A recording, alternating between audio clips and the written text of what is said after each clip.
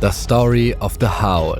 A theft driven by sheer greed and a thirst of recognition created one of the most legendary skins in CSGO history, which to this day and forever will be the only one of its kind. Probably the only moment Valve conceded defeat, but let's start from the beginning. He gets 1, 2, 3, 4, 5, that's it! Oh my goodness, how does he do this? How does he go do it again? It's a contraband skin. The only contraband skin in the game. What does it mean? You can't trade the skin up anymore. May 1st, 2014. A weapon case 1 costs 1.4 USD. Valve just released a new update including the bank collection, the first community sticker capsule and the second community case called Huntsman case.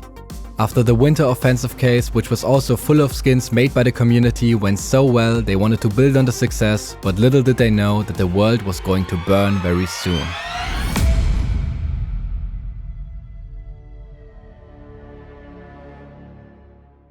If you didn't know, anyone can design their own skins and upload them to the Steam workshop for other players to see them and rate them. Nothing really changed till today, and that's also how the M4A4 Howling Dawn was uploaded on the 13th of March 2014. Yes, that's how it was originally called. Sig did the presentation of the skin and Aussie supposedly designed it. And here's what he had to say. I wanted to make an interesting illustration, so I created this. It originated from a picture of my dog. It's kind of taking the out of him in a way that he's the complete opposite of the wolf. It received 4,500 upvotes in under 2 months, which was crazy back then. And maybe that's one reason why Valve wasn't too careful with their background check of the artist. But first of all, the predictable happened. The community instantly fell in love with this covert skin from the Huntsman case called M4A4 Howl, made by Aussie and Sig. Oh my god! I don't know what skins I want. Like, all the skins are cool. Oh! Damn! And that's totally understandable. Back then it was even considered the best skin in the game, and people made posts about it thanking the artist for making such a gorgeous looking skin for CSGO. Little did they know that they thanked the wrong person.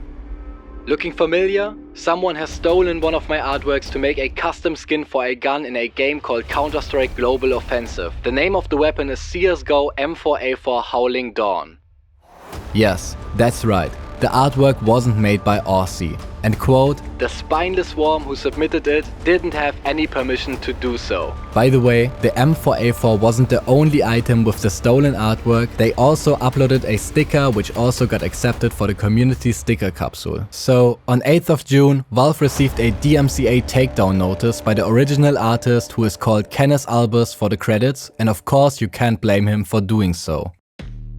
Because nowadays it is rumored that you get around 400k USD per accepted skin from Valve, and even though back then the number was surely lower, we are talking about a lot of money and status in the community.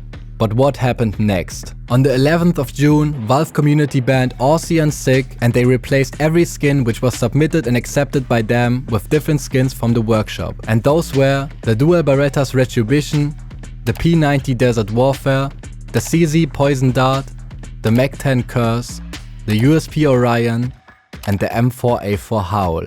And also for the sticker capsule, the King on the Field, the Winged Diffuser, the Harp of War, and the Howling Dawn sticker. You can't unbox any of those skins if you open one of these cases nowadays, but the ones opened back then in the first 1.5 months are still in the game as they were released, which makes some of them super expensive because of how rare they are. And the best example for this is the King on the Field sticker, which went from 50 cents to the recent sales being around 1.2k USD. That's crazy. But the work for the Howl wasn't done yet. While the other skins and stickers were just published by Sig, Aussie stole the Howling Dawn artwork, which had to get removed. So Valve reworked the skin by themselves, and I honestly think it looks even better now. And they gave it the legendary Contraband status.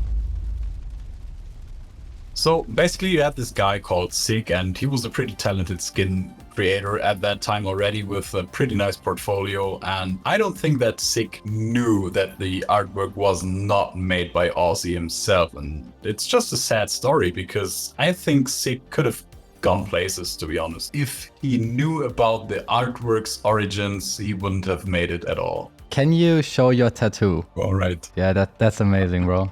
Thank you. Now, this is a good requirement of becoming one of the most legendary skins in CSGO history, so how did this story go on in the years after the incident? Where the money is, there are thieves. And the case of the M4A4 Howl wouldn't turn out as the last theft attempt, but things had changed. For example, a couple of months later, the M4A4 Griffin from the Vanguard case also had stolen artwork on it, and Valve also received a DMCA takedown notice. But instead of making this the next big thing, they just changed the artwork afterwards and updated every Griffin unboxed. To show skin creators that the Howl was a unique conceit of defeat and to make sure that nobody tries to steal artwork on purpose to create a new Contraband Skin.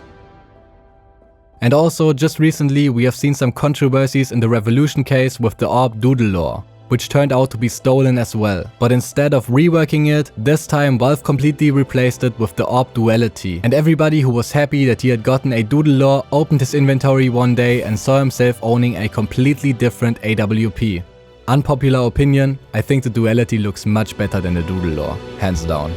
So now we know that the Howl will be the only Contraband skin forever. And with that, we have to talk about its price. I mean, it's super expensive nowadays. And for that you should know that skin prices are not made by Valve, instead the community kind of decides how much a skin is worth. Because skin prices are defined in two main factors. First, by usability and trade-ups, to second, get higher grade skins which have a certain look and or status in the community. And we can see the Howl being used by many pro players now and in the past. Also, it's the only Contraband skin, so that alone gives it a high status, but never underestimate the power of crazy pro plays featuring certain skins. You may as well have a go, Flash isn't there.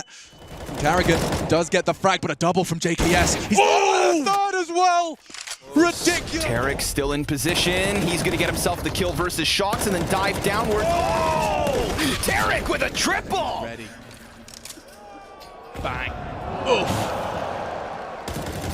And a lovely collection.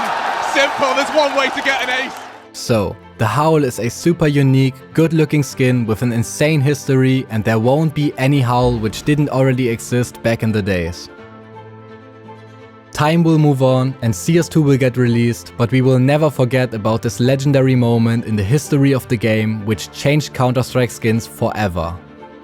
A conceit of Valve's defeat, leading the CS skin economy next to legendary skins like the Dragon lore, which will never be forgotten. The M4A4 Howl.